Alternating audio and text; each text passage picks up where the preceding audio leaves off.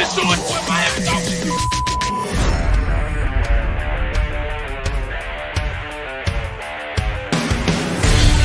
The pressure, he's in trouble. Loses the football. Touchdown! Got it! You have got to be kidding me. Jalen Waddle. It's a Dolphin touchdown. Throwing deep upfield on the near side. Man open. Touchdown! Looking deep. He's got a man. Touchdown! The run from Tua Tagovailoa. Touchdown! He's going deep. He's got it for the touchdown. He's in. Tagovailoa trying to make up for it. Fires to the end zone. Touchdown! Beautiful day to be a Dolphins fan. 1, 2, 3, hit! Let's go!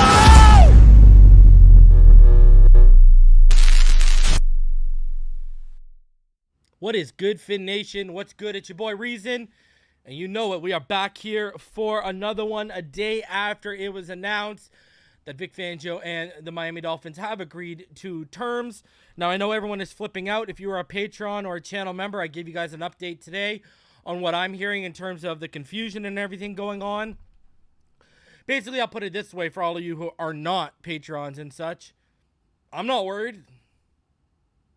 Not worried one bit. From what I've been led to believe, man, I've talked to, listen, okay? I have talked to so many people about this, and whether it's been South Florida beat reporters or whether it's been my own people linked to the building or my own people in the building, and I've basically gotten the same answer back from everyone. He's agreed to terms, and I'll even go as far as this. One South Floridian beat reporter told me, quote unquote, he's coming. And I asked the two beat reporters who I spoke to, why has no one in the media addressed Josina Anderson's reports, Mike Kill's reports? Why has no one addressed this? And I was told it's a big nothing burger. No one reported we've hired Fangio yet. They've reported that we agreed to terms. Now, Fangio was not in the building yesterday, in case that wasn't obvious. So this is the timeline I was told. This is how it went down. Okay? This is how I'm told. He had his interview last week. At the interview, they rolled out the red carpet. They laid everything down. They basically opened up the checkbook. What do you want? We will make you the highest paid defensive coordinator, etc., etc. Met every demand. Nothing was agreed upon at that point. This is what I'm told happened. Vic Fangio then, after the interview, at the end of the interview, he told the Miami Dolphins, I want the weekend to think about this. That is what I was told was relayed to the Miami Dolphins. And then on Sunday, Fangio and them had contact again, and that's when Fangio notified the Miami Dolphins that he was agreeing to their terms to become the new defensive coordinator for the Miami Dolphins. After that fact, the paperwork was then sent over to the lawyers. Reason why lawyers were skimming, reviewing, overlooking everything is because there are performance-based bonuses in this contract. This is what I've been told. And this is the stage I'm told it's at right now. So, take that for what it's worth. That's what I'm told where this is at. Listen, I was asking, I'm going to tell y'all, I want me to be keeping a buck with y'all. I was asking people privately, should I run with this? Should I start doing my two-part series? Because what I'm going to do is tonight, we are going to do the study session. Tonight, we're going to overflood you with information about Fangio's defense. We're going to get your brain churning. We're going to do the chalkboard work. And then part 2, we're going to apply everything we talk about tonight to the film study portion. So I'm taking you through an actual study session here. All right? We'll do the chalkboard work tonight. Part 2 is we're going to do the film study session, applying everything we learned tonight. And the reason why I'm moving forward with this is I was basically told, hey, You know, I've got 5-6 people confirming to me this guy's coming. It's a wrap. He's coming. He's agreed. He's coming. So I was like, man, if I got 5 or 6 people like telling me this privately, including South Floridian beat reporters, yeah, who have their own sources, those beat reporters have their own sources, and they're checking with their own sources, and their own sources are saying, hey, yeah, it's done. He's agreed. He's coming. I'm not really worried about San Fran. Now, I know his girlie's out there, but I'm not worried about him. I don't think he's going back there as defensive coordinator under Shanahan. I just... And here's another thing, and this is what I said to people privately yesterday, and this is what y'all need to think about. Think about this. Think about this. No, agreeing to terms and signing the papers are two different things. When you agree to terms, you are verbally accepting the job. That is the same thing. Signing the papers is that's why you're hearing the term. What term do you guys keep hearing? What's the term you keep hearing thrown around? Finalized. Why you keep hearing these people? Nothing's finalized. It isn't finalized yet. Of course it's not finalized yet. They've agreed to terms. He hasn't signed. He hasn't signed yet. That's why you guys gotta read between the lines and look at the words being used. Finalized means signed, sealed, delivered. Let me ask y'all this. How many times has Tom Pelissero been wrong? Next question. How many times has Barry Jackson been wrong? You can't even use 2 fingers for either one of those guys. And Tom Pelissero, this is, again, you guys got to read the whole thing. If there was no agreement in place, why does Tom Pelissero know about a 4th-year team option? Why does he know it's a 3-year deal with a 4th-year team option? That is a big that's a big caveat. Like, that is a huge thing that should be glaring to everyone. If Tom Pelissero knows those kind of details, it's been agreed upon. So I don't know why everyone's worrying. Listen, I get it. Well, I do get why, y'all, because we're Dolphin fans, man. We got PTSD from being hosed multiple times. I get all that. But let me put it this way. I am like 109% sure this is done. 1% away from 110%. I would be absolutely shocked if he isn't in Miami. I would be shocked. And this is another thing y'all need to think about. Here, you think about this. Everyone sit back. Put on your thinking caps for 1 second. McDaniel and Fangio share the same agent. We've been telling all y'all this. Do you think his agent is going to screw over McDaniel for do you really think he's going to screw over one of his clients? If these terms, his agent, you got to think about it this way. Who do you think probably fed the information to Tom Pelissero? The agent? That's how we knew about the 4th-year option. You think the agent now is going to take part in screwing one of his clients? A client who's a head coach for a defensive coordinator? That's not happening. That's another thing you guys need to think about too. And I get everyone wants to be pessimistic. I get everyone wants to be worried. But those are the things you need to think about. The agent alone is not going to screw over McDaniel, and the agent is probably who fed Tom Pelissero the information because he knew about the 4th-year option. See, you don't got to be Sherlock. You don't need a magnifying glass. It's already been, it's not signed, sealed, and delivered yet, but it's agreed upon. And I do not see, this would be Josh McDaniels backing out of Indianapolis level of bad look on Fangio. That would not be a good look. Money's been agreed upon. Terms been agreed upon. That would be a Josh McDaniel level to the Indianapolis Colts hose job. And Fangio is not the type, he does not, now he might be, trying to squeeze a few extra dollars out of here, but he doesn't seem like the type that's going to do that. Especially when I've known, and I've reported to all of you since last offseason, that he would have been our defensive coordinator last year if Greer didn't, if Greer and Garfinkel didn't stick us with Boyer and Crossman. We wouldn't even be worried about this right now. Hell, we might even be in the playoffs still. Because we probably would have had a top 10 defense under this guy with that offense. So if this falls through, I'm going to tell you who I'm blaming. If this falls through, this falls on your doorstep, Chris Greer and Tom Garfinkel, but I don't think it will. So we're good. That's why I'm moving forward with this video. If I was worried, I would not have come out with this video tonight. Let's put it that way. And what we're going to do tonight, we got a lot. We got a great article from Ted Wynn from The Athletic. We got a great article from the Washington Post detailing the Fangio scheme and also how Fangio likes to attack quarterbacks. Okay? Then I'm going to take you through 3 different cover 5 coverages to show you kind of a little bit of the genius of Vic Fangio, right? I'm going to put the coverages up. I'm going to explain the coverages to you. We're going to go through them. It's 3 different coverages because they're all these 3 are interconnected, and I want to show you that. So I'm going to have my own breakdown, a little breakdown of some of his coverages. And and then the film study is going to apply everything from the articles we read to my coverage breakdowns, and we're going to apply that to the film study in part 2.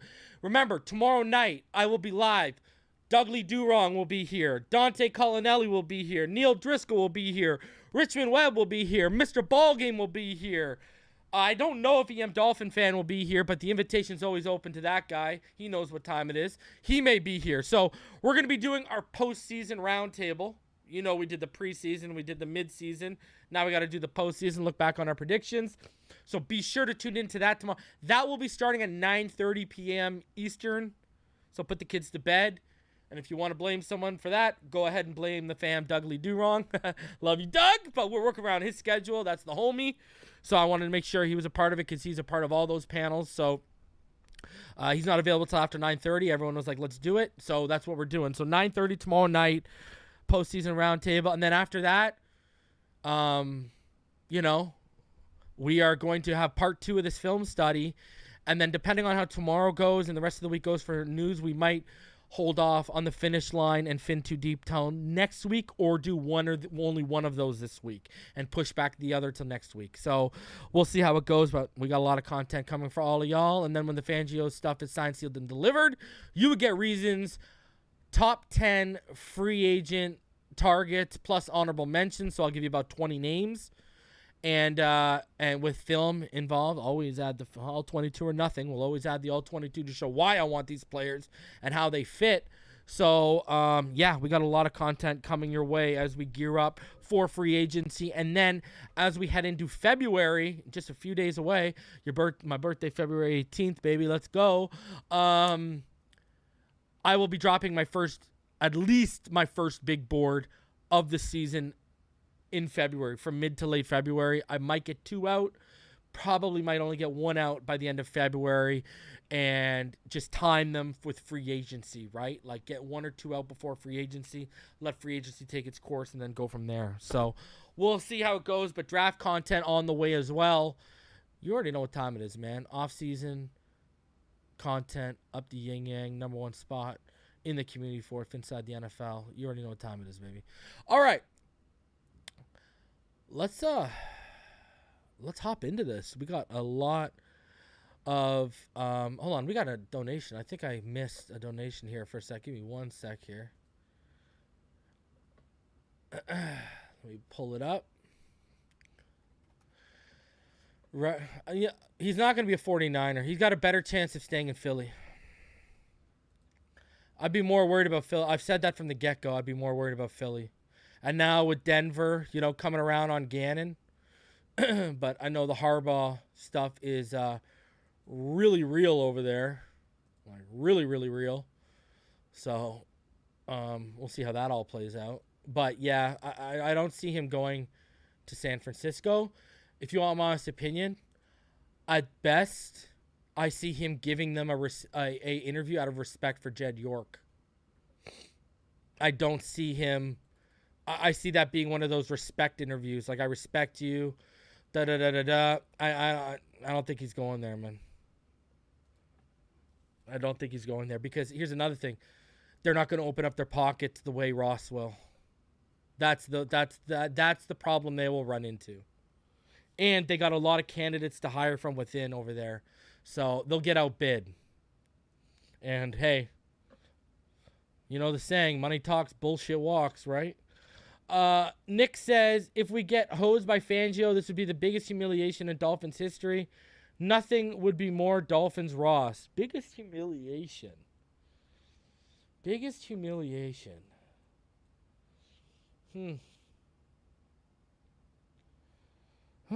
Would that be the biggest humiliation? Saban was pretty humiliating. Dante Culpepper over Drew Brees was pretty freaking humiliating. I'm just trying to think. Deion Jordan was pretty humiliating. I mean, it would be up there for sure. I mean, man, I got to sit there and think of it most humiliating. It's up there for sure. You ain't wrong. Number one, I don't know. I'd actually have to sit here and make a list. I would still go with Marino's last game. I think Marino's last game was probably that was the biggest humiliation, I think. If I gotta go number one, I mean, the whole Flores-Ross thing was pretty humiliating too, but I gotta go Marino. Marino's last game, to me, would probably be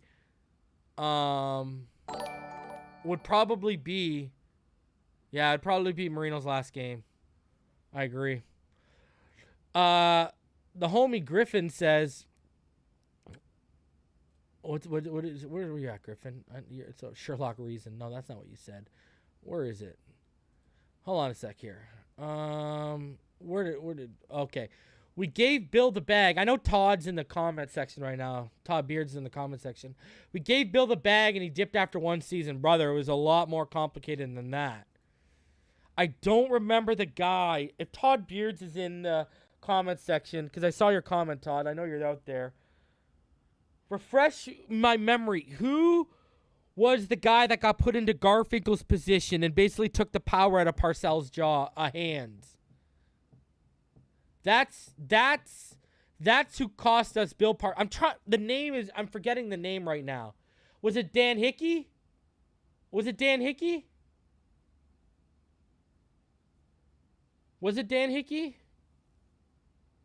No, it wasn't Joe Philbin and Tannenbaum. Todd Beers. Mike D. Yeah, it was Mike D. Mike D. When they put Mike D in charge, and Mike D basically told it was Hickey and D. Right there. Hickey and D. And when they put them in charge, they basically said, you answer to me, don't answer to Parcells. And they start and like it started becoming this infighting, and that's basically what drove Parcells out of here. That's but basically what drove Parcells out of here. So, and I'm pretty sure that was a if I remember correctly, that was a Ross move too.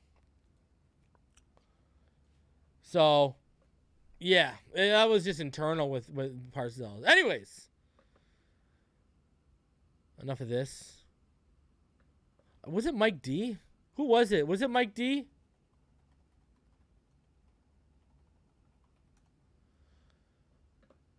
I think it was Mike D. Right? Because he was the CEO of the Dolphins from 2009 to 2013.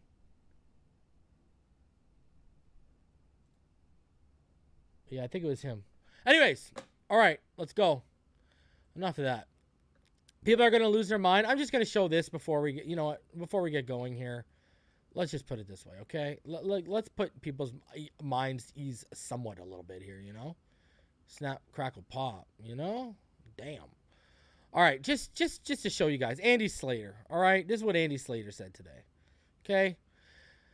Vic Fangio will be the Dolphins defensive coordinator, as Barry Jackson and many others have confirmed. Guys, if you weren't on Twitter this morning, someone straight up asked Barry Jackson, confirm Fangio to Miami, and he literally replied, and Barry Jackson said confirmed, okay?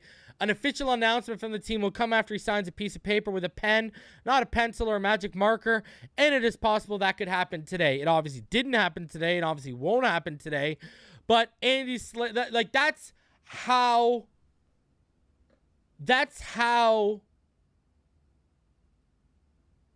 literally,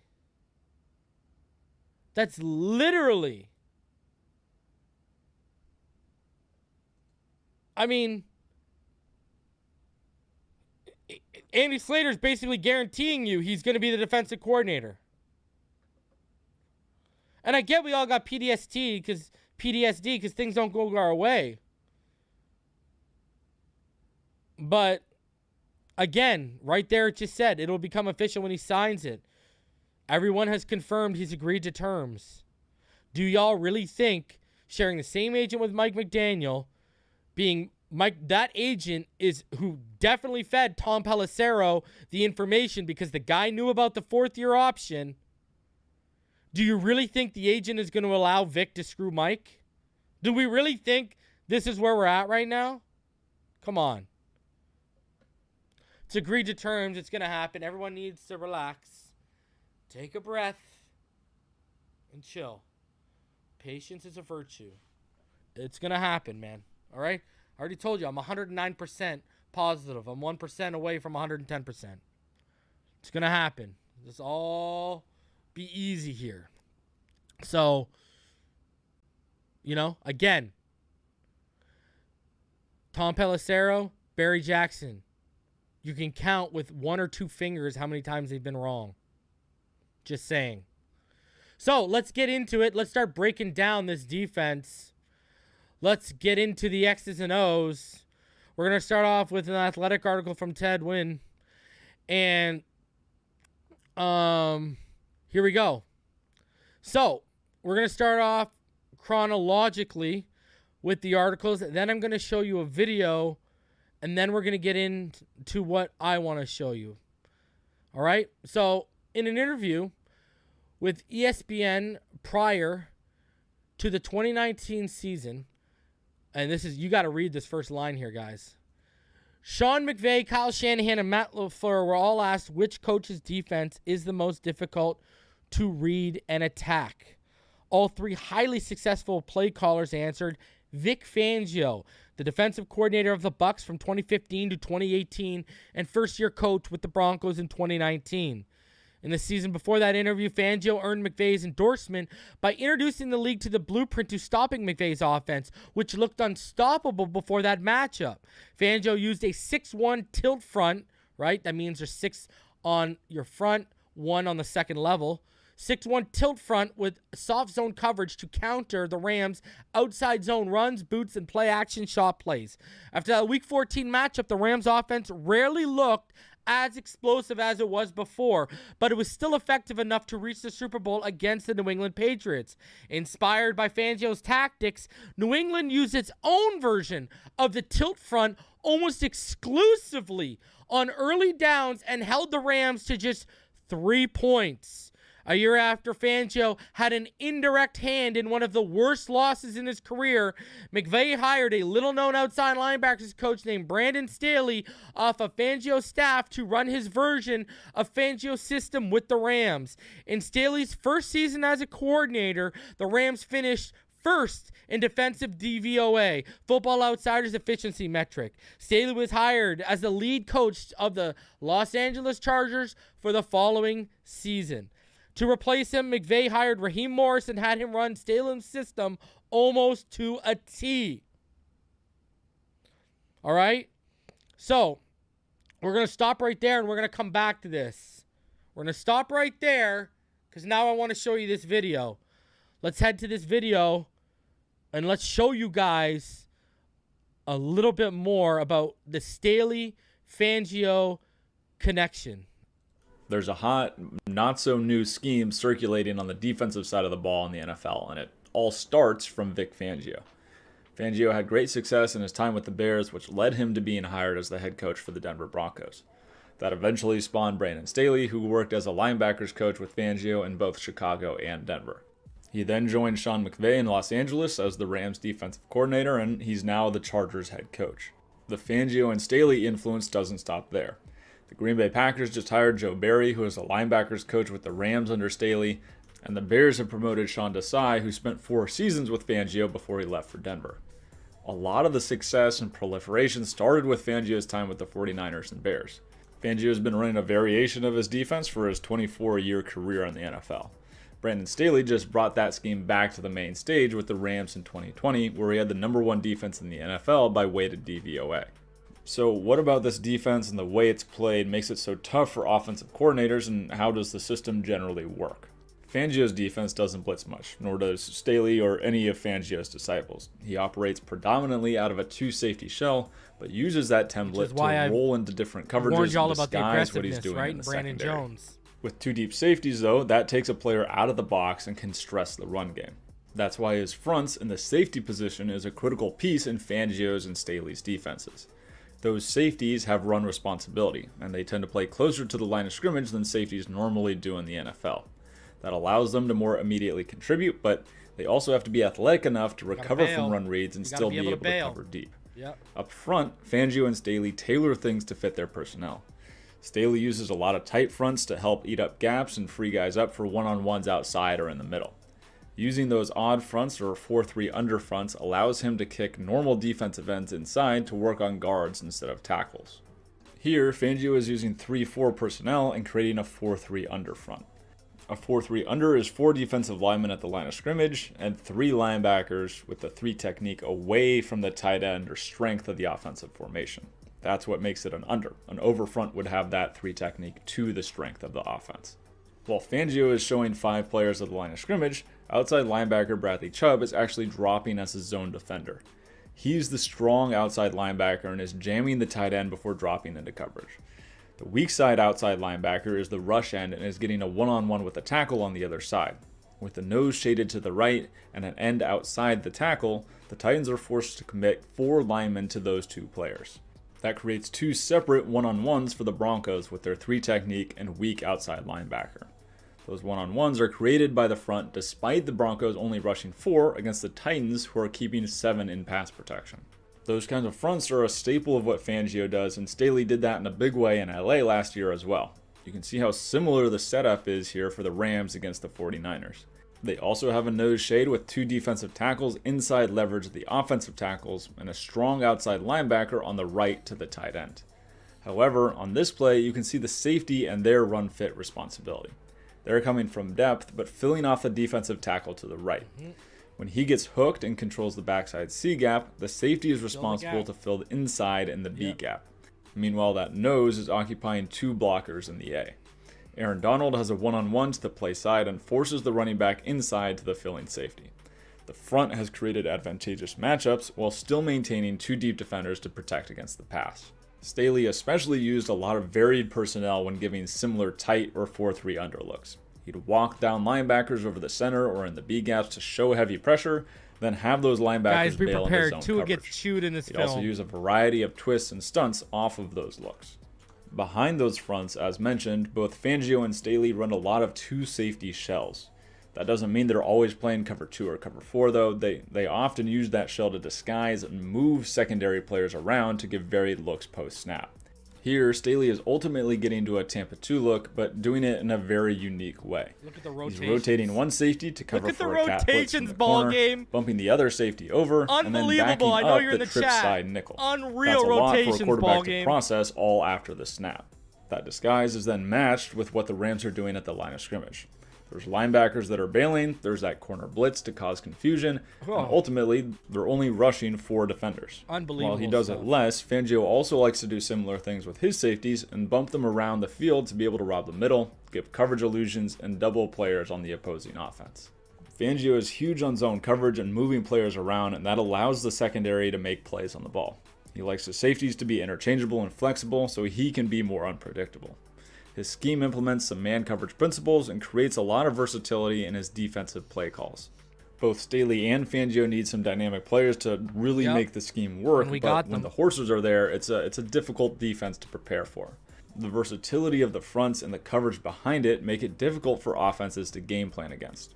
From very similar pre-snap looks, they can change what they focus on taking away from week to week. If Joe Barry and Sean Desai also put together good units, the Fangio tree will only have just begun to grow its branches. Come to us. So I thought that was a pretty good video, and it just explained some things that we just talked about in that first little bit. See, when I do my breakdown this week, and if Ballgame wants to hop on and join me for that breakdown, he's welcome to. We're going to show more Fangio. Like, that breakdown showed you guys a lot of, like, Staley stuff and protege stuff. We're going to stick to Fangio stuff. We might show a little Eagle stuff because he's the defensive consultant there. And there's a few things they've done that I like over there. But we're going to stick to more Fangio stuff when we do our breakdown in part 2. But I thought that was really relevant because you guys are seeing how... Look at how much a guy like McVay respected and adapted that scheme and then explained how they adapted and what they did with it. And you look at the players the Rams had, and, you know, when you got the horses, like he said, man, that thing runs. And when you look at the horses they had on that 2020, you know, Rams team that Staley had, no wonder number one. You know what I mean? So, anyways, all right, let's get into it. This offseason, Fangio was relieved of his duties as Broncos head coach. Remember, I believe this is from 2020. This is from last offseason. And is reportedly taken off the coming season. Even in absentia, the unemployed coach is the most influential defensive mind in the league. Next season, I estimate that at least 10 teams will use Fangio's system or systems that are heavily influenced by it. When Fangio returns, a third of the league, guys. When Fangio returns, head coaches will line up for the services of the originator. And what's happening? Part of why Fangio's system is spreading around the league is that it is in many ways the next philosophical counterpunch to Pete Carroll's single high, one deep safety system that took over the league after the Legion of Boom's success. After that era, teams designed their offenses to beat three deep, and coaches from that tree quickly discovered that you need an embarrassment of riches to run a system in which one of the core tenets is simplicity. Robert Saleh, arguably the most successful coach from Carroll's tree, had his best season as a defensive coordinator when he started implementing some of Fangio's coverage principles to his defense in 2019, the season the 49ers won the NFC Championship. The Athletics' Deontay Lee believes even Carroll's Seahawks will officially move away from the single high defense and run a Fangio-like two high deep safety defense under newly promoted defensive coordinator Clint Hurt, Fangio's defensive line coach in Chicago. What makes Fangio's defense the best response to modern offense? Its too high, too deep safety structure limits explosive plays and forces offense to stay patient and throw short. The front mechanics allow the defense to slow down the run with light boxes and commit more resources to coverages. Pre-snap, the defense is committed to showing the same cover 4 shell for as long as possible, so quarterbacks have to make reads after the snap. Even after the snap, it's hard to draw a bead on what the coverage is because how the offense backs disperse from the top down, how the defensive backs disperse from the top down. To get a grasp of how the system works and what makes it unique, I spoke with the 49ers defensive quality control coach Steven Adegoke, Chris Vass, who consults with the NFL and college coaches, and Brian Vaughn, the creator of Blitzology. Let's start with Fangio's base coverage, cover 6. Cover 6 is a combo. We talk about it all the time, right, on this channel. You always see defenses run it against us, right, this year. Let's start with Fangio's base coverage, cover 6. Cover 6 is a combo coverage with cover 4 to the designated strong side and cover 2 to the weak side. The strong side is usually with more immediate receiving threats. Cover 4 at its most basic level is a zone with a defender responsible for a deep fourth of the field, but it is usually played with match principles, meaning defenders are playing man with a caveat, like if the receiver in front of them runs underneath. The rules and technique could vary, but in cover 6, the strong side will play some form of cover 4. Cover 2 is a zone coverage with a safety responsible for the deep half of the field, a corner playing underneath of the farthest outside receiver with additional underneath zone defenders inside. There are different variations of cover 2 that can be called to the weak side of the field. Setting the coverage in relation to the formation's passing strength is how it's first taught, but it can change depending on what the play caller wants to accomplish. Whereas most defenses have 2 to 3 ways of limiting an opponent's number one receiving threat, Fangio has 5 or more. One of his favorite ways of doing this with a nickel personnel is to call a cover 2 cloud toward the receiver he wants help on. He can get a corner playing cloud technique underneath and a deep safety over top of the most dangerous threat. The defense plays cover 4 away from the call. To do this other than nickel personnel, the play call would be Zeus, and then by insert jersey number, that's the guy you're playing on top of. Get it? Cloud to the designated receiver, right? So you're seeing it right there. There is your thing. Against the Bengals, the Broncos wanted help on receiver Jamar Chase, who would go on to be named the 2021 Rookie of the Year. The play call here would be Zeus number 1 because Chase wears number 1, right? And you see Chase at the top of the screen, and you see the cloud coverage. So, now you see the next diagram. The defense executed and made life difficult for Chase by clouding him. On the backside, only one receiver went vertical, so he was bracketed by the weak side safety and cornerback, and you see that bracket right between the 40 and the 45-yard line, right? There's your brackets. One of the key features of Fangio's defense is how everything looks similar before the snap. Both safeties align deep, and usually one or both corners play off the line of scrimmage. So it looks like cover 4 across the board or cover 6, making it difficult for quarterbacks to identify the coverage. Figuring out the coverage before the snap informs quarterbacks where they should look first, right? Where you start your progressions, and how to progress from read to read. Making the coverage look the same puts more pressure on the quarterback to compute more information after the snap. Meaning what?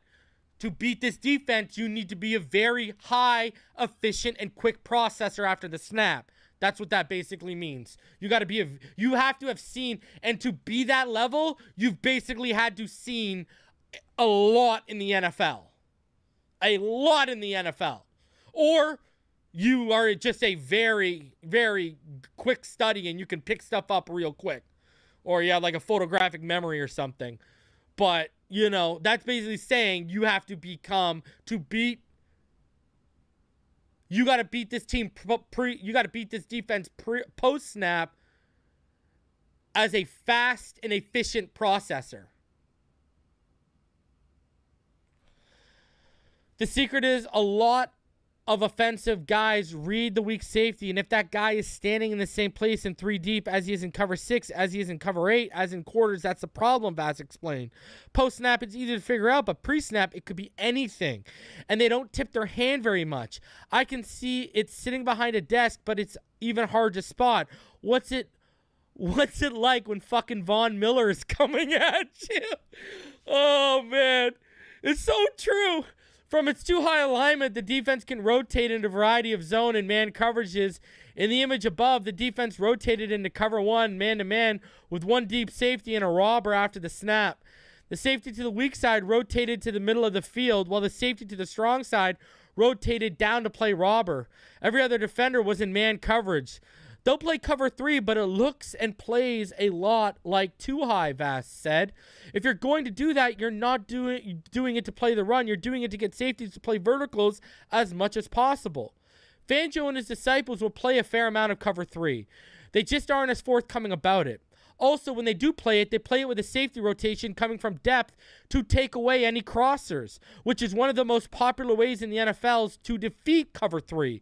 They'll match routes from the top down with an emphasis on taking away deeper routes.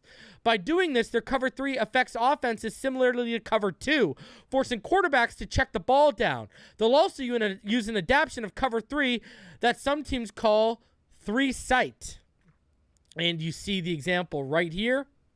On 3-sight, the weak side safety rotates down, and he and the weak side linebacker read the number 2 receiver, which is second farthest inside receiver to the sideline, right? To determine who will play the hook, which is the inside zone, and who will play the flats, the outside zone.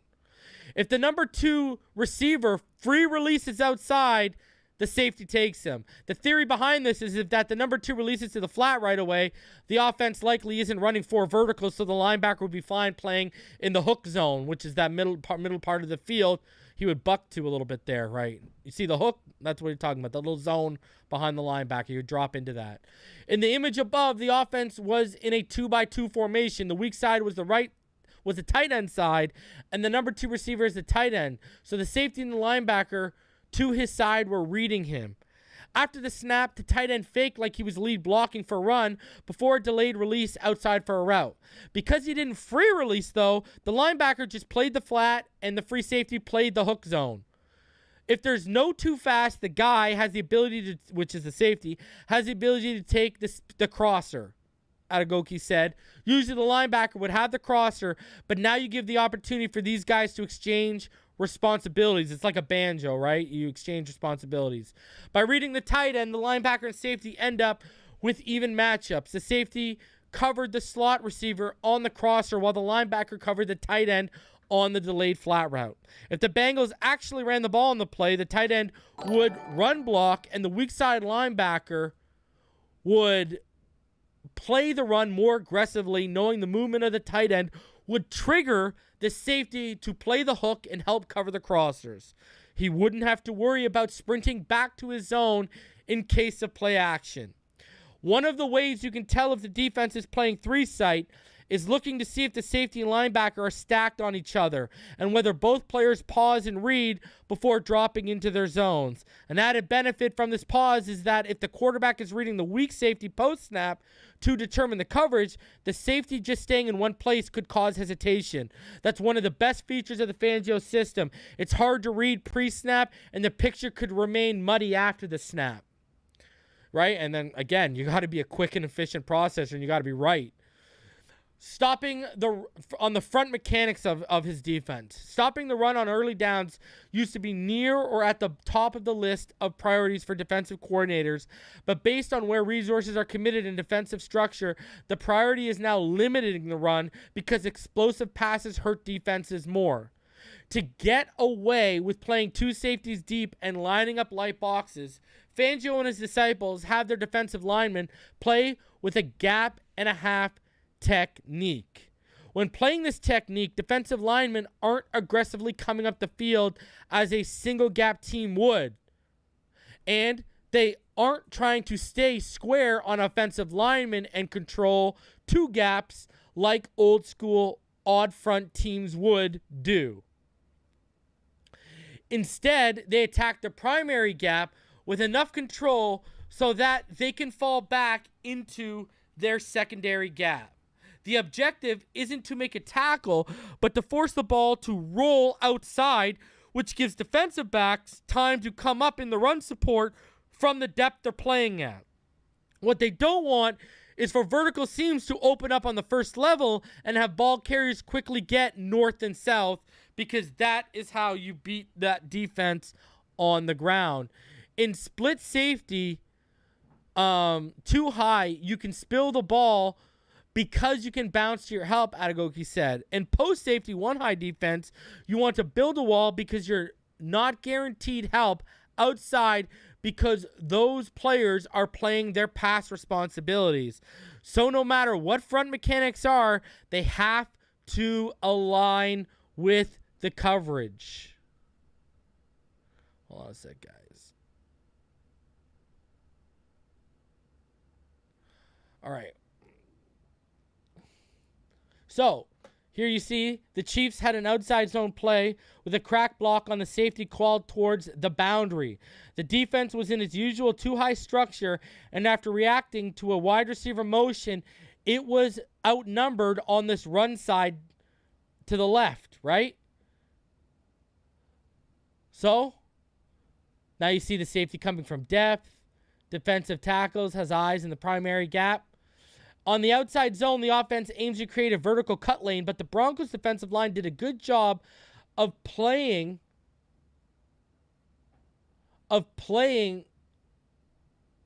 gap and a half technique and forcing the running back outside.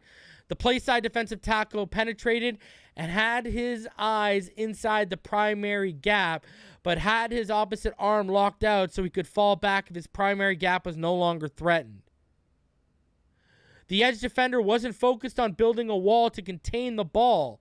He just muddied up the read for the running back and forced him to bounce the ball outside. The receiver cracked the safety so the corner outside of him crack replaced and tackled the running back after a short gain. This type of technique is typically used with odd fronts, but Fangio will use it in his even fronts to steal gaps and create an overlap. The gap responsibilities aren't always clear-cut, but the second and third level defenders can sort out things in real time if the defensive line slows down the ball carrier. In nickel, 5 defensive backs, and that's what I'm going to go over later, personnel, Fangio and his disciples can play their penny front. Man, and you know, you saw the Eagles guys this year, they love that penny front. The Eagles use that penny front this year too. Penny front Yankee. With 3 interior defensive linemen and 2 outside linebackers on the line of scrimmage and 1 inside linebacker on the second level. In this front, the defense has every hole clogged. Look at this. We're ready. Every hole. But with only 1 linebacker on the second level, this defense is susceptible if the ball carrier can get past the first level. Fangio didn't use this front as much as other coaches in his tree. Staley and Packers defensive coordinator Joe Barry, who coached under Staley and brought the system to Green Bay, call it frequently in their sub personnel, probably because they have a lot more talent up front than Fangio did in Denver. And, you know, so we would see this. What does that tell you? We would see this a lot. We would see this package a lot. You would see this penny front a lot in Miami because of the talent we have up front right now, right? So when you have guys like Aaron Donald and Kenny Clark inside, and look at we have Christian Wilkins, Zach Seiler. Now I'm worried about the adjustment for Raekwon in terms of gap techniques, and because penetration isn't exactly his strong point. But I honestly think with some support, I don't know, man. I'm torn. It could go either way on Raekwon with this, and he's been regressing this year. You know, me and Ian Dolphin fan talked about that last night, and you know that's a big question. It's easier to trust that they won't allow us to get runners to get quickly north and south when you got we got good run guys, so we can run that front, that penny front. You'll see that in Miami. This type of system requires run stuffing interior defensive linemen. As it permeates the league, the value of run-stuffing defensive tackles will increase. If the defense can slow down the run without committing more resources in the box, it can keep lighter bodies on the field and play them farther from the line of scrimmage. In Staley's first season with the Chargers, his defense finished 26th in defensive DVOA. The Chargers didn't have interior defensive line depth, and the defense was repeatedly gashed on the ground. Though stopping the pass is a priority, the defense has to goad offenses to pass by limiting the run. Blurring the lines between 1 high and 2 high. Against heavy personnel, Fangio will get an extra defender in the box, but doesn't like to tip his hand even in those instances. They are a late roll team even when they play cover 1, Vaughn said. When they play these principles, it's going to look like quarters and halves for a long time, and then they're going to roll late because they don't want you to treat them like 7-man or 8-man spacing, depending on what front they are in. 7 or 8-man spacing refers to how many defenders are in the box. Offenses have to adjust their blocking scheme to account for lighter, heavy boxes. Some teams will even have built-in checks to audible runs into play-action shot plays against heavy boxes. A call that Fangio has used since his time at Stanford to defend the run against heavy principle and still double the receiver of his choice is roll luggage, and again, insert jersey number. So if it's Jonathan Taylor, 23, roll luggage 23, right? Similar to Zeus, the defense was set to cover 2 side to call jersey number. Here, the defense wanted to cloud receiver Elijah Moore, number 8, so the call was likely roll luggage number 8. To the weak side, the defense will usually play cover 4 with the safety coming up aggressively towards the run. Technically, the cover 4 safety won't count in the box. Won't count in the box count for the offense because he'll end up rotating right around 10 yards or less from the line of scrimmage. But he'll trigger quickly if he sees his key run blocking. So you see it right here, right? Your targeted cover 2 call to that targeted receiver at the bottom of your screen here, right? You got the free safety rolling down and they're playing the vertical hook. Cornerback has the deep halves, right? So on this play, because the offense had his receivers lined up with tight splits, the defense adjusted the cover 4 side to inverted cover 2, meaning the corner played a deep half while the safety rolled into the box and played the vertical hook zone. So you see right down here, right? Deep zone behind. You see all that. You see the free safety now. Back paddle, he's got that hook zone. And you see the bail back because he's playing the half. On the other side, the corner bumped and funneled more inside towards the deep safety, right? The one who was coming back and taking the half. They bumped him. Now you see they bump him right towards him. Right into him, right? And the offense play call was a hard play action shot play with a deep post and crosser, one of the staples concept for coaches from the Shanahan-McVay coaching tree. The deep post was capped off with cloud coverage and 3 underneath defenders covered the crosser. Look at it. It's all taken away. Look at that. Perfect. Even for experienced coaches watching film from the comfort of their couches, deciphering Fangio's coverages can be difficult. The pre-snap disguises with all the variations of coverages, techniques, and reads can create a chaotic presentation. It's true. I mean, look at this. It's unbelievable. Look at how they're taking away the crossers and how they're bumping his route into the... It's good stuff. So, here the defense presented its usual cover 4 shell at the top here. So, okay, you see that pre-snap. What are you thinking? Okay, I got quarters, right? Now, but what's happened? Now, after the snap, the corner at the top of the screen stayed deep but didn't move his feet. The safety to that side dropped deeper than the deepest, giving the defense the appearance of a 3-deep zone as the quarterback got to the top of his drop. Look at this. The nickel, who would be the seam flat defender in a 3-deep zone, stayed on top of the slot receiver, making the running back look like he would be open underneath. You see it, right? The flat. Looks like the flat. You got the flat all day to the right, right? That's what it's showing you. The nickel, so, you know, to the top of the screen, the defense was actually in cover 2 with the corner playing the flat, the nickel playing the hook, and the free safety playing over the top. The coverage was cover 4 to the bottom of the screen. So, cover 6, right? The corner and free safety bracketed the weak side receiver. I mean, look at it. Now he's coming back to the flat on that. Look at it. Now he's bailing back to it. Patrick Mahomes might have thought there was no flat defender. He checked the ball down, but because the corner was playing his cover 2 cloud technique, he was right there to tackle the running back for only a short gain. See the confusion it creates? Post-snap, okay, I got quarters, right? Now, okay, I got the flats all day. They've taken away the seams. They've dropped deep 3 to take me anything away that's going deep, right? They're just giving me the underneath. Now, he's actually coming back and bailing back because he's been playing the flat the whole time. Great stuff, man. Great stuff. Fangio's system is being popularized at a time when we are seeing an influx of blue chip quarterbacks in the league. The goal playing against Mahomes, Josh Allen, and other top quarterbacks has shifted from trying to shut them down to slowing them down and testing their patience. Fangio's system is built to do just that and has the ability to create confusion that can lead to drive-killing negative plays. Where the system is susceptible is against teams that run the ball from spread formations or quarterbacks who can be patient and execute consistently in the quick game. In some ways, Seattle's defense emboldened offenses to throw the ball deeper. Will Fangio's defense have the opposite effect? So, first things first, that's behind a paywall. Absolute fantastic article by Ted Wynn. Unbelievable, great stuff. Even used some of the real Fangio language, and I think he's the best film guy at The Athletic, or one of the best film guys at The Athletic. He does fantastic work. Shout out to Ted Wynn. Absolutely love his stuff. So, I mean, you can see just in front of you how confusing it is for quarterbacks. And you know, he gives you that option. It's right in front of you. Take it. Nope. Gone. Now, speaking of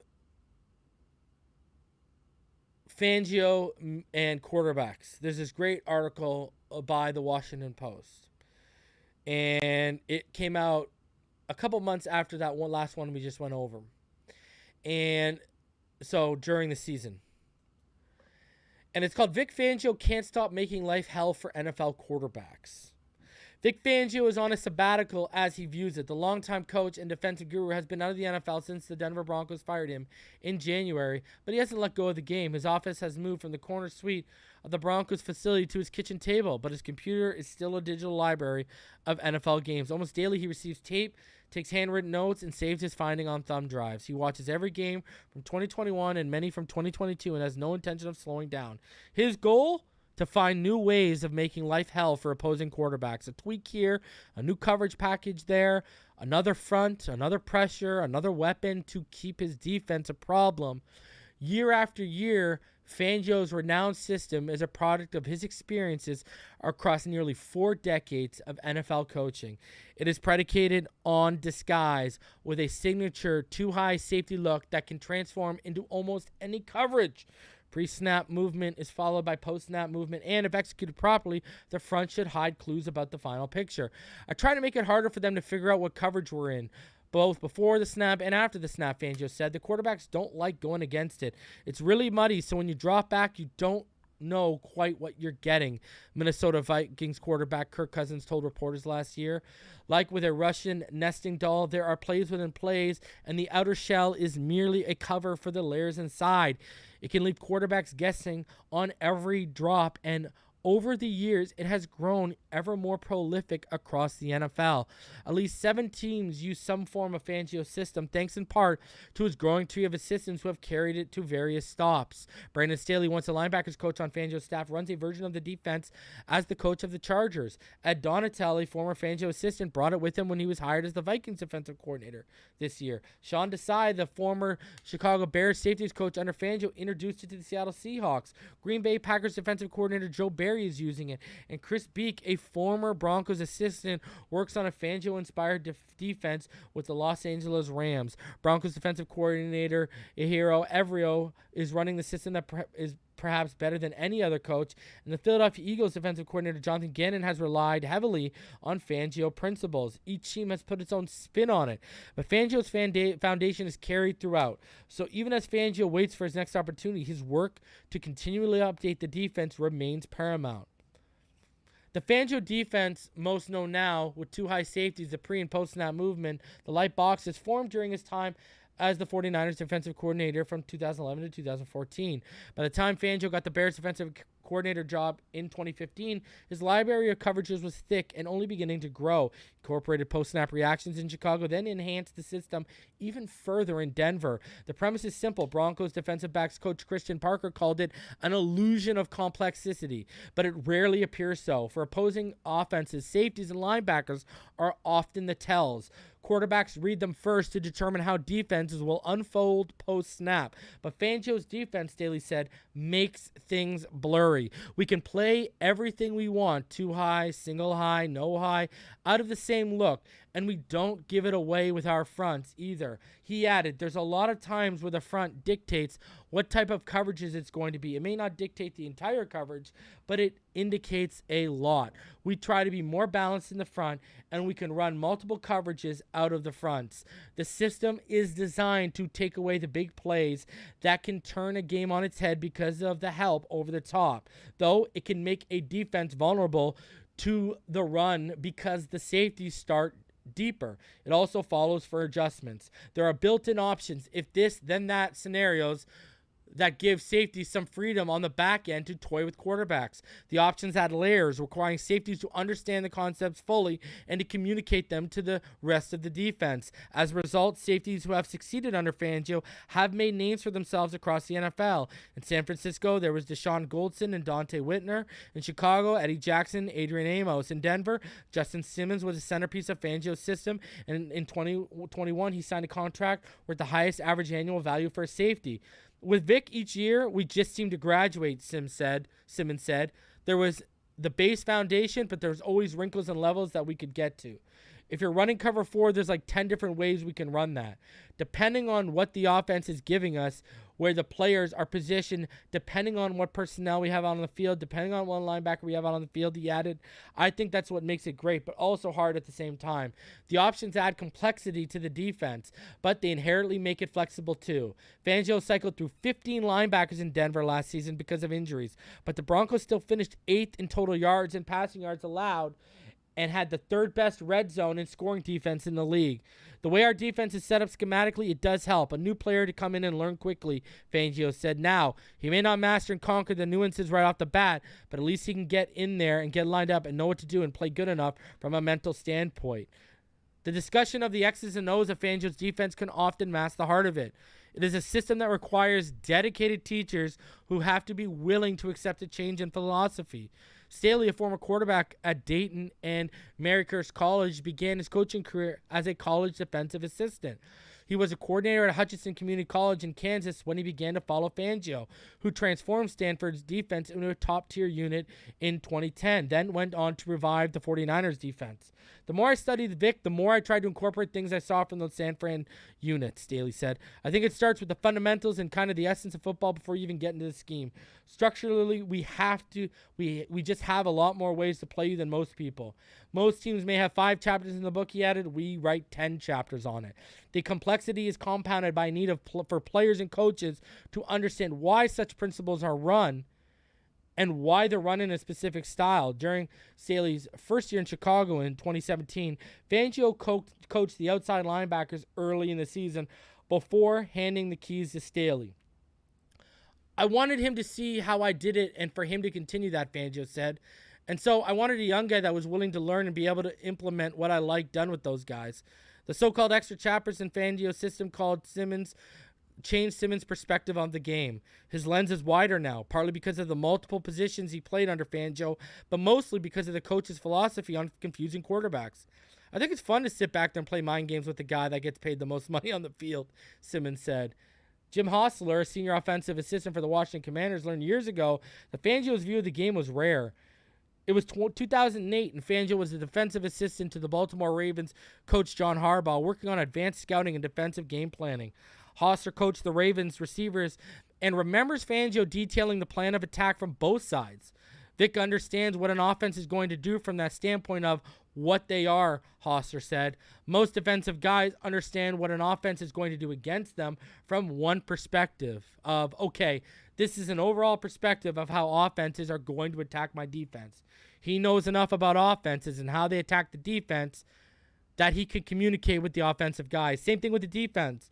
There's a lot of guys that can do that, and that's an art.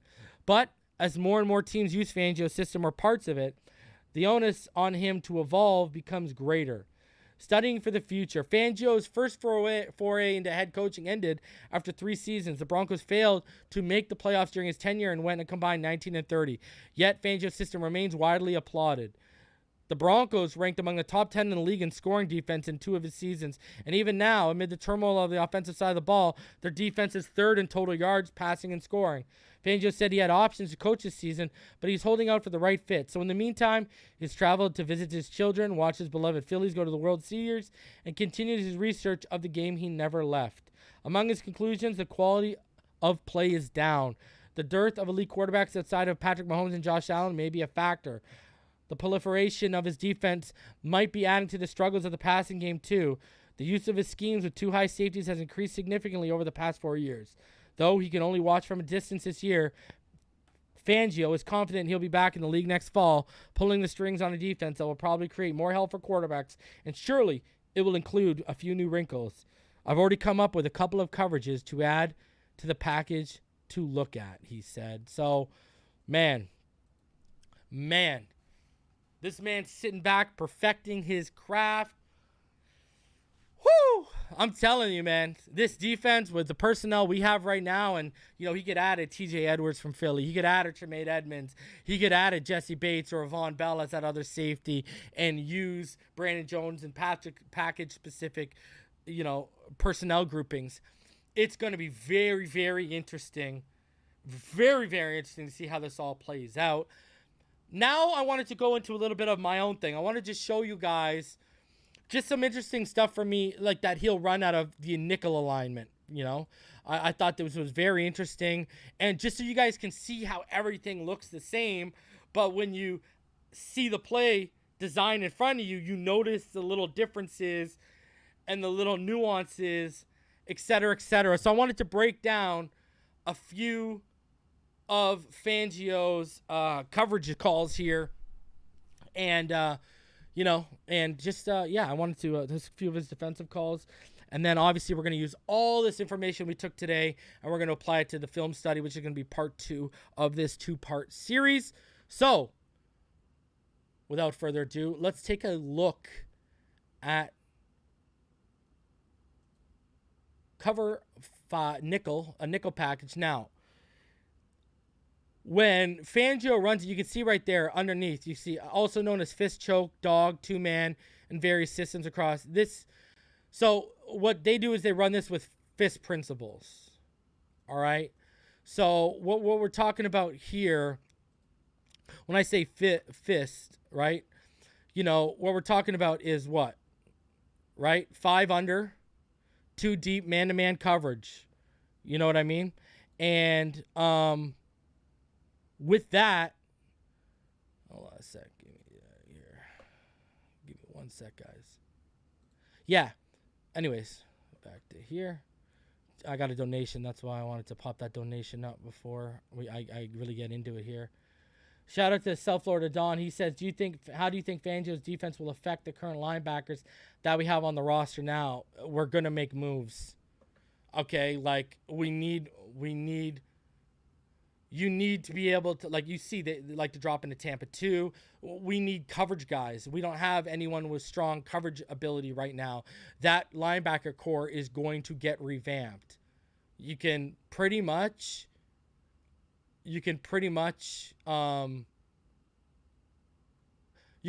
bank on that one.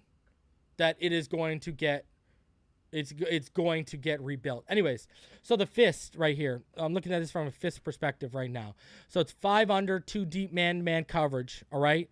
And what they might do in this coverage is, triangle and nail versus stack, or tricks versus trips, or a trap. Now, what a trap is a technique between 2 cover guys and a safety, where the safety is going to work over top to number 1, and corner traps is outside routes. So man on the number 2 receiver is going to play a little bit higher. In terms of tricks is a split safety tool for the weak side of 3-by-1 formations, and that's going to allow him, that allows to help over to the passing strength as a poacher with a poacher technique. So, when they run this coverage, this fist coverage out of this nickel, you know what I mean? You can see right here when you stop, you got the deep half, read it outside, inside, deep half, read outside, inside for your 2 safeties, right? Leverage based on the near safety help. The corner over the X receiver, inside shoulder leverage with a trail technique. The nickel, inside shoulder leverage, trail technique. Outside here, the corner on the Z receiver, you're going to inside shoulder leverage with a trail technique. Now over here in the middle, you see your Mike is in man-to-man with the halfback, and then your Will man-to-man with the Y receiver, right? The tight end. And they can run this out of, and what it means by banjo here, too, guys, because I know people are probably wondering what banjo, what did it mean by banjo? Banjo coverage just allows 2 defenders to switch the players they're covering, just to avoid getting picked on crossing routes or a player running from one side of the backfield, out in a route across the formation. So that's all that banjo means for you. So you'll see that they'll run the cover 5, they'll run the fist out of this. This is one of his base nickel principles, all right? So now what he'll run out of the fist here, similar in a cover 5 coverage, he likes to run what's called cover 5 pounder, all right? And cover 5 pounder is usually a 4-man rush coverage for man-to-man alignments, quarter safeties with same split safety tools as fist apply here, all right? So basically, what that means is the safeties to deep man-to-man coverage, again, using those same techniques that we talked about just on the fist coverage. And the pre-snap look is very important for Pounder. They like to confuse you when they throw this cover 5 pounder at you. They like to confuse you. Now, again, if you see now what's happening, okay, let's go and start at the corners this time. Corners, instead of inside, now we're on outside shade, right? Got both corners, boundary corners on outside instead of inside shade. You got the nickel on outside shade as well. You still got that banjo release. But now look at, on the wide receiver, your will is now what? Outside leverage as well. Now, again, quarters technique on the back end with your safeties, reading inside out, right? Position or a bracket. And you got, they're going to drop like they would in cover 4.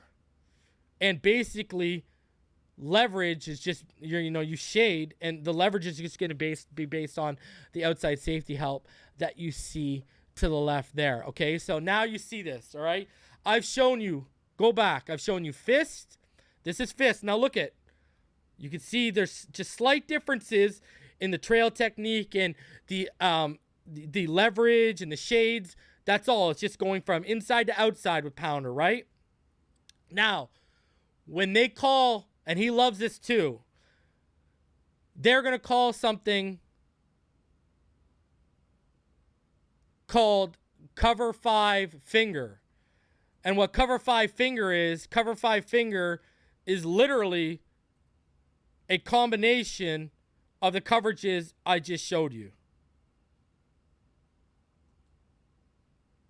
Right? Finger is just basically split man coverage with man-to-man alignments, and to the nickel side, you're going to play fists, and if it's trips, it's going to be you're going to play trap against the trips, and away from the nickel, you're going to play pounder on that other side.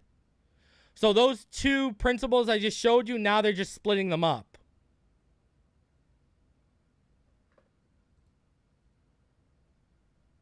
And he loves running this cover 5. They love this cover 5 finger.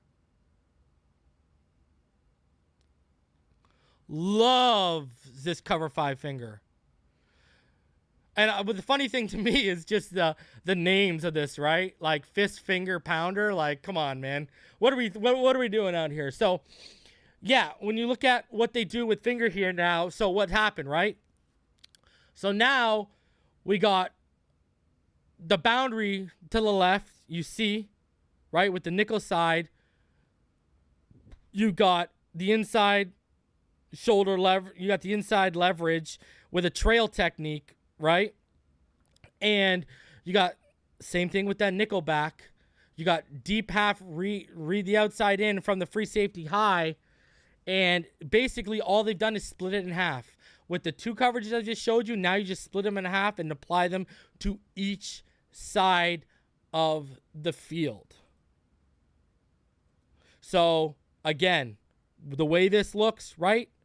We've got pounder on the right side, and on the left side, they would be playing with fist tools, fist principles, fist concept to the nickel side on the left. So, there's just so many different things they're going to show you out of the same formation. I mean, that was only 3 looks I gave out of one formation.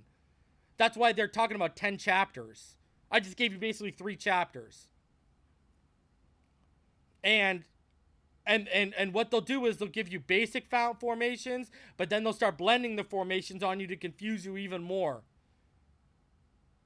I mean, the intricacies of this defense are ridiculous. I cannot wait to hop into the film.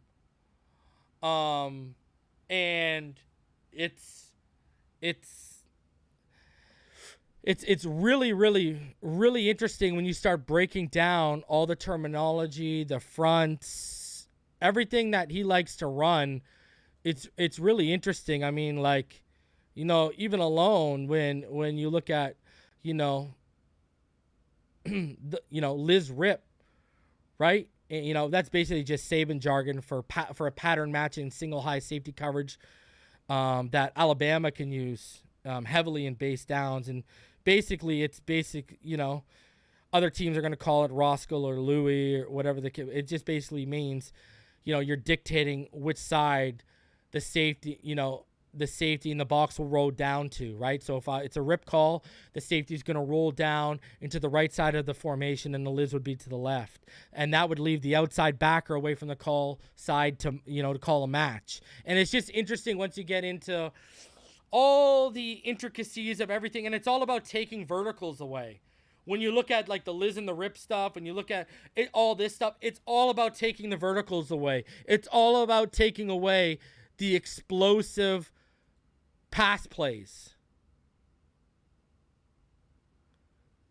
And Ball Game nailed it right there. It's, when you guys see it there, it's simplistic. You can see it, okay, this is what they're doing. But when you're seeing it in real time, and when you're a player, it's confusing as hell. Like, you do not know what's going on. You are looking around like, that's why you got to be efficient, and you got to be a quick processor, man. And a lot of that comes with experience. You have to have seen a lot of things. Right? And you have to have been studying and watching the film. I mean, we're talking about this could be, we got two of the most innovative minds defensively and offensively. So it's very, very, very interesting, man. Very interesting stuff, man. Like everything I've got you, man, I've got all of, everything I'm explaining to you, I have all of Fangio's terminology. I have everything in front of me. So, we talked about that roll luggage earlier that Ted Wynn talked about. That's in my terminology. Roll luggage, call to a specific number or direction for the secondary rotation. Roll to number or left to right. Wide formations, Roy Lou, right, left, right? It's like, it's right there. So, we got it all. I'm going to tell you, I'm going to be feeding y'all. I'll bring Ball Game up if he wants, but, that's why when Ted Wynn was talking about Zeus, I was studying up on Zeus yesterday. So, when you talk about Zeus, there's a lot of stuff you can do in Zeus, right? What are you going to do? They didn't really talk about what you do on the side away from the jersey number. Usually it's quads, right? Final coverage would usually be stuff 8 or quads based on the jersey number. So, they didn't really talk about what they do away from the jersey number they were calling in Zeus, but, and there's Red Zeus, right? And what's Red Zeus? If I called Red Zeus 1, what's Red Zeus 1? Red Zeus 1 is basically red zone rules, right? And the call will end as a Roy Lou or quads based on the alignment of the jersey number that I'm calling. So based on the alignment, if I'm calling a red Zeus 1, it's based on the alignment of Jamar Chase. Everything we do is based off the alignment of Jamar Chase, right?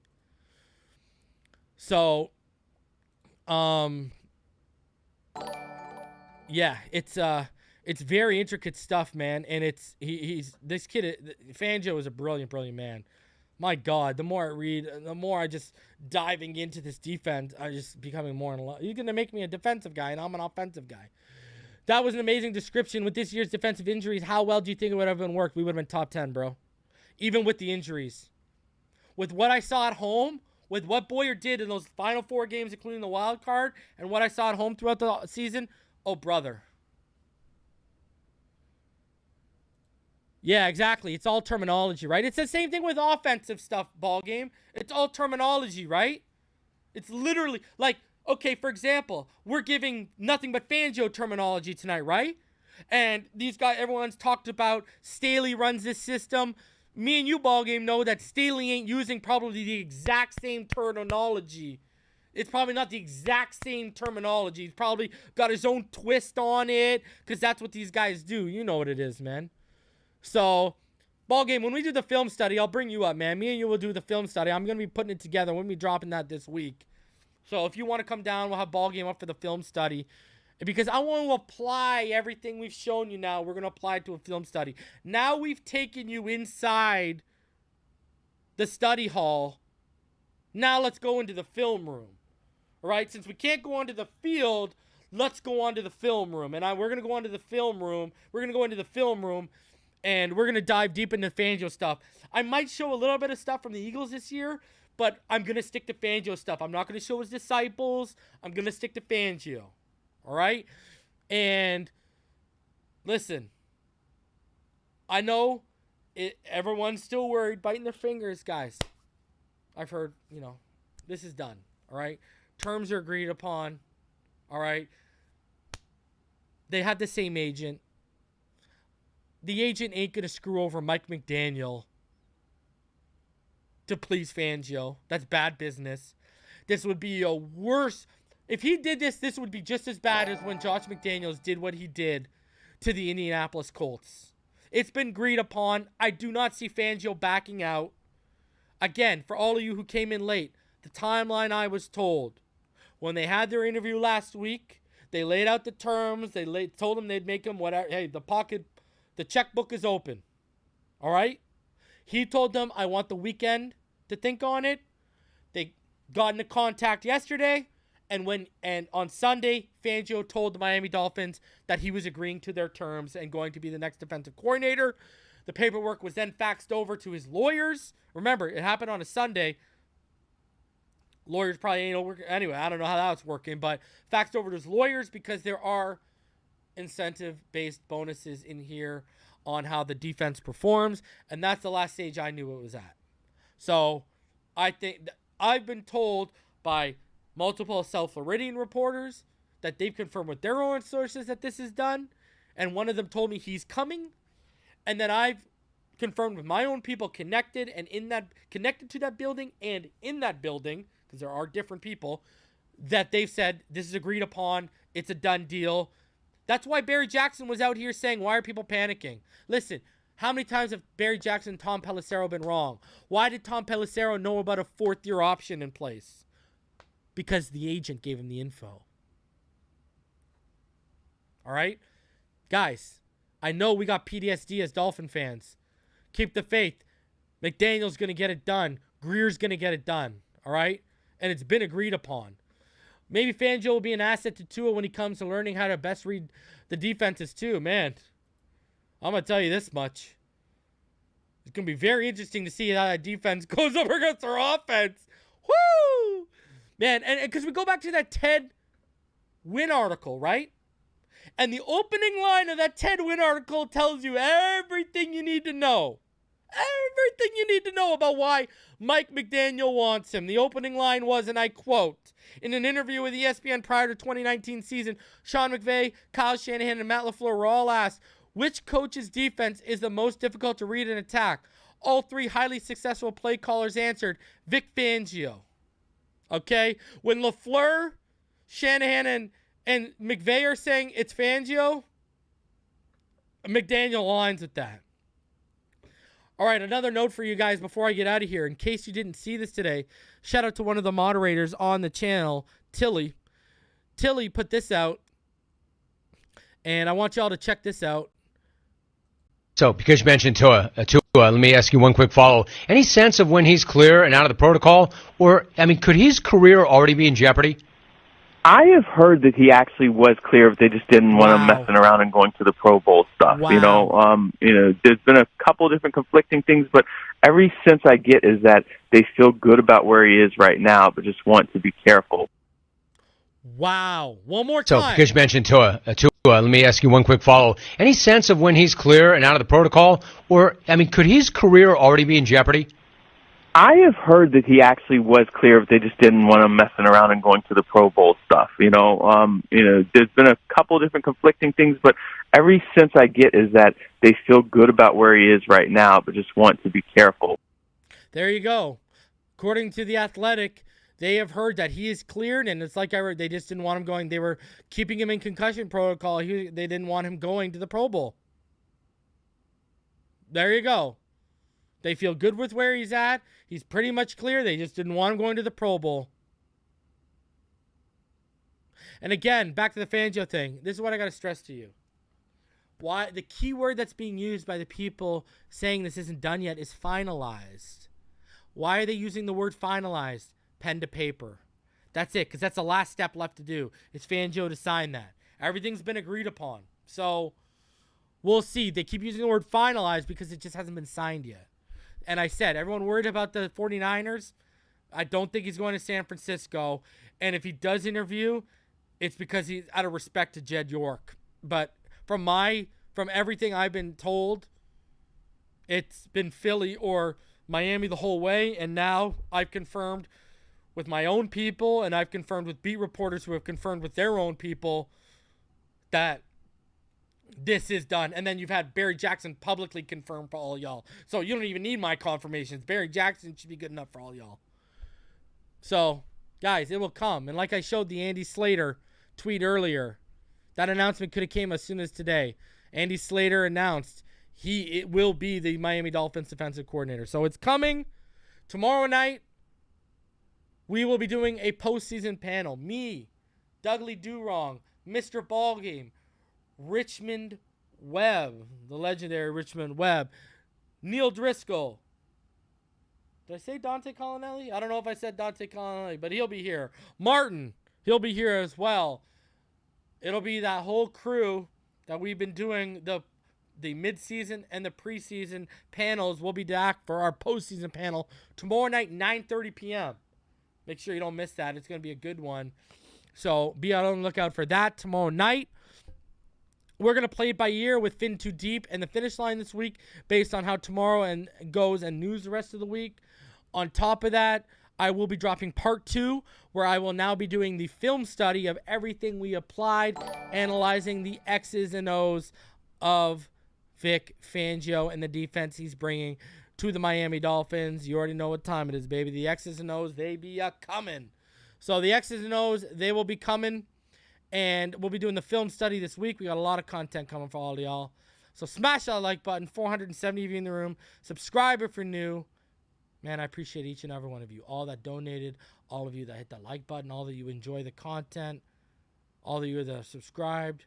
Man, thank you for giving me even just an hour and a half of your time. I appreciate each and every one of you. I love each and every one of you. I hope you have a fantastic rest of your night.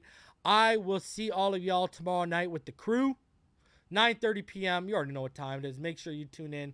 It's going to be a good one.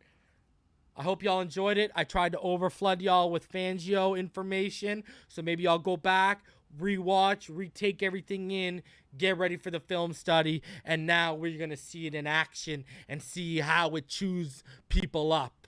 All right? We're going to see how quarterbacks get confused and get chewed up. All right? It's coming, baby. Film study, Fangio, X's and O's. Be out on the lookout for it this week. Love each and every one of y'all. See y'all. Fins up. Stay happy, healthy, safe, and blessed, baby.